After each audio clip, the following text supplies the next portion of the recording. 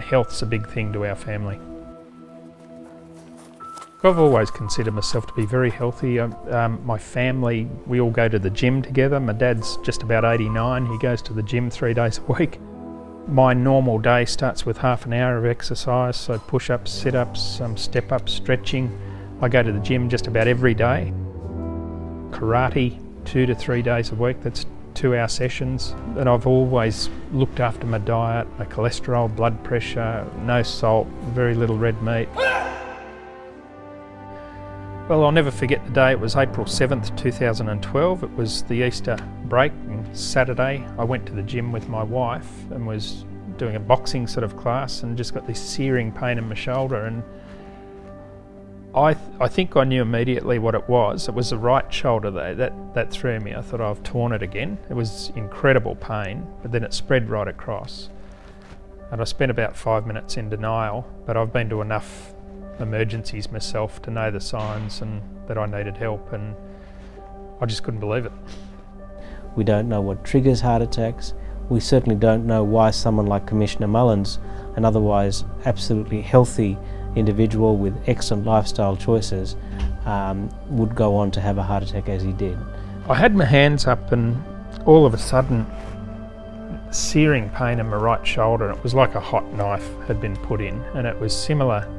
I'd torn my rotator cuff a couple of years before while lifting weights, and I thought, oh no, I've done it again. But almost immediately it spread right across. Patients who are having heart attacks classically describe a vice-like sensation across the chest. This discomfort often moves up to the jaw, down the arm. And patients are generally unwell, sweaty, pale and vomity, nauseous.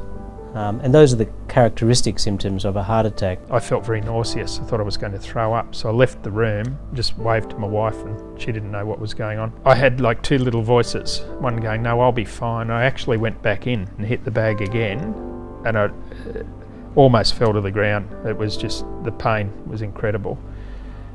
And I just knew, and I thought, I've got to get out of here. I went to the change room because I thought I was going to be sick, and the last person walked out and it was empty, and I just thought, I'm going to die here. And I just had this sense that, I thought I'm going to die. And so I made it to reception. I collapsed and said, please call an ambulance, and they did. Heart attacks are caused when one of the coronary arteries blocks off suddenly. Now, the coronary arteries are arteries that lie on top of the heart that supply the heart muscle with blood, and when the artery abruptly blocks off, that region of heart muscle that's being supplied by the artery is deprived of blood, and that bit of muscle is at risk of dying. And obviously, if the blockage is prolonged, then there's more likelihood of that happening. When there's insufficient blood to that bit of heart muscle, it doesn't pump as effectively, and that in turn translates to the symptoms of a heart attack. They called a first aider who did a fantastic job, but I've been to enough cardiac arrests and heart attacks and emergencies myself to know there wasn't a lot they could do until paramedics arrived. They kept me comfortable. Went and grabbed my wife, who's a registered nurse, and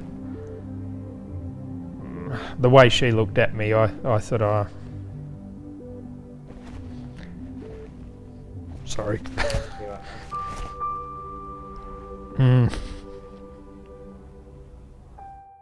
Well, I had a very quick run to hospital in the ambulance under siren, and next thing there's sensors hovering over me, and Ravi Bindi, I found out later was Ravi Bindi, said, aha, there it is. And I, what? And they were already into my heart, and he'd found the clot, blew up a balloon or something, and this incredible feeling of relief. And it was as if it took about 10 or 15 minutes. They told me it was about 30 or 40, but put in a stent. I said, what happens now? And they said, go and have lunch. So I went from, within an hour, I went from thinking, well, this is it, 52 years old, and that's where the story ends. And after that, I was angry. You know, it was flashing through everything I'd done in my life, health-wise, because I never wanted to end up in that position. The classical teaching with heart attacks is time is muscle.